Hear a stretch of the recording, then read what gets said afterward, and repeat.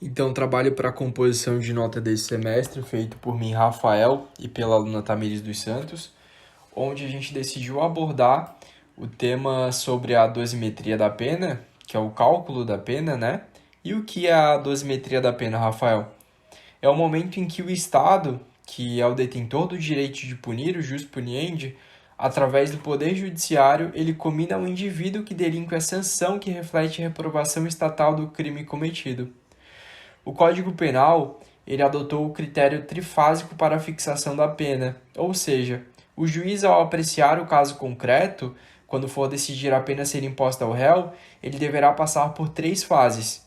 A primeira, em que se incumbirá de fixar a pena base, a segunda, em que fará a apuração das circunstâncias atenuantes e agravantes, e, por fim, a terceira e última fase, que ela se encarregará da aplicação das causas de aumento e diminuição de pena para que, ao final, chegue ao total de pena que deverá ser cumprida pelo réu. A fixação do quantum da pena, ela servirá para o juiz fixar o regime inicial do seu cumprimento, obedecendo às regras do artigo 33 do Código Penal, o regime fechado, semiaberto e aberto, bem como para decidir sobre a concessão do sursis e sobre a substituição da pena privativa de liberdade por restritiva de direito ou multa. As circunstâncias judiciais ou inominadas, como elas também são chamadas, que são as circunstâncias da primeira fase, como vimos, essa primeira fase ela se destinará à fixação da pena base, onde o juiz, em fase do caso concreto, ele analisará as características do crime e as aplicará, não podendo fugir do mínimo e do máximo de pena combinada pela lei aquele tipo penal. As circunstâncias judiciais se refletem também na concessão do sursis e na suspensão condicional do processo, posto que a lei preceitua que tais benefícios somente serão concedidos se essas circunstâncias assim os permitirem, ou seja, quando essas forem favoráveis ao acusado.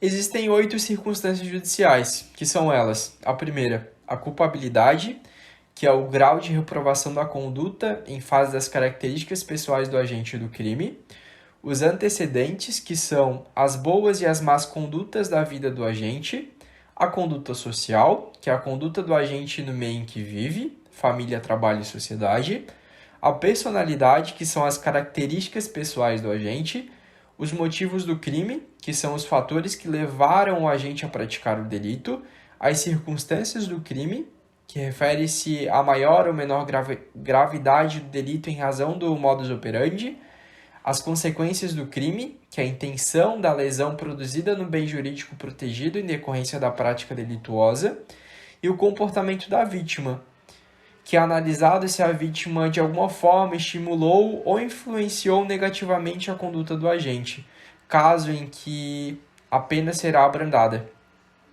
Já as circunstâncias da segunda fase, que são as circunstâncias atenuantes e agravantes, elas são previstas pela lei vigente, no qual o magistrado ele pode reduzir a pena base já fixada na fase anterior.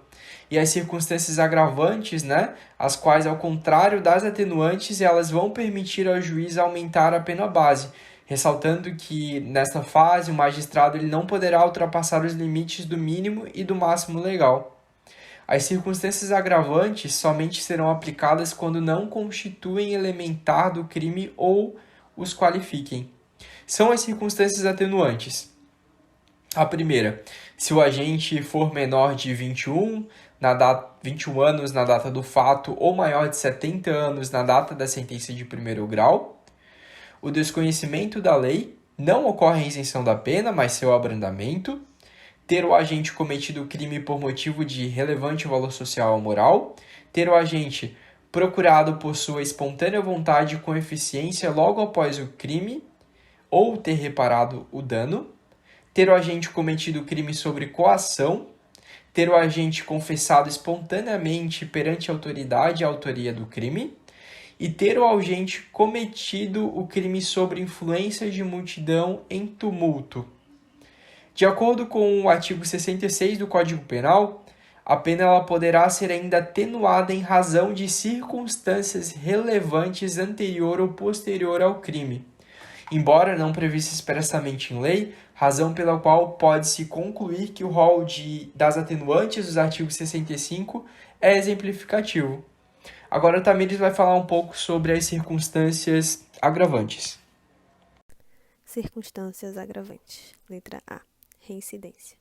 Dispõe o artigo 63 do Código Penal que verifica-se a reincidência quando o agente comete novo crime depois de transitar em julgado a sentença que, no país ou no estrangeiro, o tenha condenado por crime anterior. Letra B. Ter o agente cometido o crime por motivo fútil ou torpe. Letra C. Ter o agente cometido o crime para facilitar ou assegurar a execução, a ocultação, a impunidade ou vantagem de outro crime. Nessa circunstância, tem que existir conexão entre os dois crimes. Letra D. Ter o agente cometido o crime à traição por emboscada ou mediante dissimulação, ou outro recurso que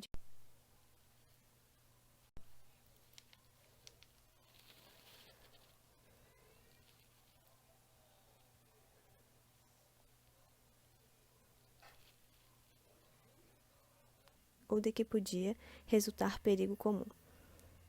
Letra F. Ter o agente cometido o crime contra ascendente, descendente, irmão ou cônjuge. Abrange qualquer forma de parentesco, independente de ser legítimo, ilegítimo, consanguíneo ou civil. Letra G. Ter o agente cometido o crime com abuso de autoridade ou prevalecendo-se das relações domésticas de coabitação ou hospitalidade, ou com violência contra a mulher na forma da lei específica. O abuso da autoridade refere-se às relações privadas, relações domésticas, são existentes entre membros de uma família, e coabitação significa que tanto o autor quanto a vítima residem sob o mesmo teto. Letra H. Ter o agente cometido o crime com abuso de poder ou violação de dever inerente a cargo, ofício, ministério ou profissão. Letra I. Ter o agente cometido o crime contra criança, contra maior de 60 anos ou contra enfermo ou mulher grávida. São pessoas mais vulneráveis, por isso, ganham maior proteção da lei. Criança é o que possui idade inferior a 12 anos de idade. Letra J. Ter o agente cometido o crime quando o ofendido estava sob imediata proteção da autoridade. Aumenta-se a pena pela audácia do agente em não respeitar a autoridade. Letra K. Ter o agente cometido o crime em ocasião de incêndio, naufrágio, inundação ou qualquer calamidade pública ou de desgraça particular do ofendido. Se dá pela insensibilidade do agente que se aproveita de uma situação de desgraça pública ou particular para praticar o delito. Letra L. Ter o agente cometido o crime em estado de embriaguez pré-ordenada. Circunstâncias agravantes no concurso de pessoas, referindo-se ao concurso de pessoas.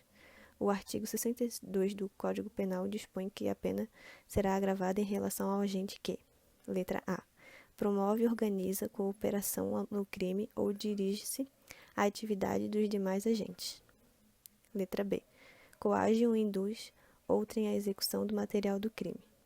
Letra C, investiga ou determina a cometer o crime, instiga ou determina a cometer o crime alguém sujeito à autoridade ou não punível em virtude de condição ou qualidade pessoal.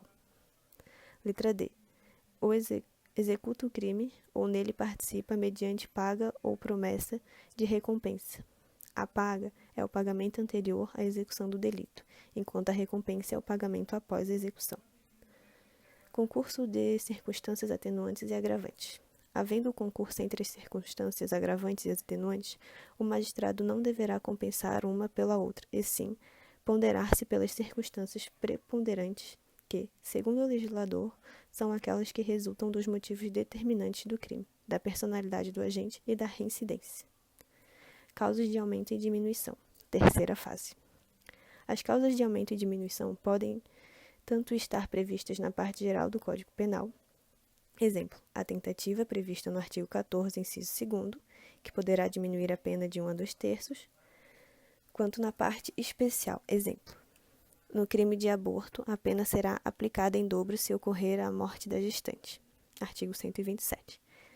Elas são causas que permitem ao magistrado diminuir a quem do mínimo legal, bem como aumentar além do máximo legal.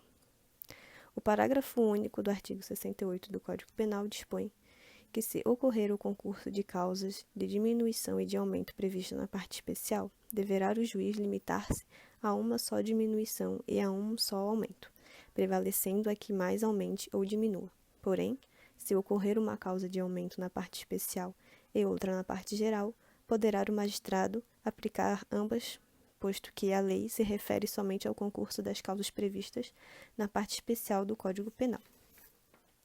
Com relação às qualificadoras, é possível que o juiz reconheça duas ou mais em um mesmo crime e, segundo a doutrina, a primeira deverá servir como qualificadora e as demais como agravantes genéricas. Senão, vejamos, um indivíduo pratica homicídio qualificado mediante promessa de recompensa com o emprego de veneno.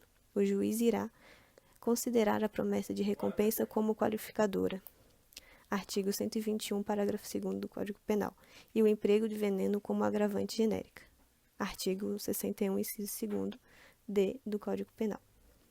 Entretanto, pode acontecer que, em determinados casos, a outra qualificadora não seja considerada como circunstância agravante, devendo então o magistrado aplicá-la como circunstância do crime, artigo 59 do Código Penal. Como no caso de um furto qualificado praticado mediante escalada e rompimento de obstáculo, o juiz poderá qualificar o crime pela escalada. Como o rompimento de obstáculo não é considerado como agravante, deverá considerá-la na primeira fase como circunstância do crime. Cálculo da pena.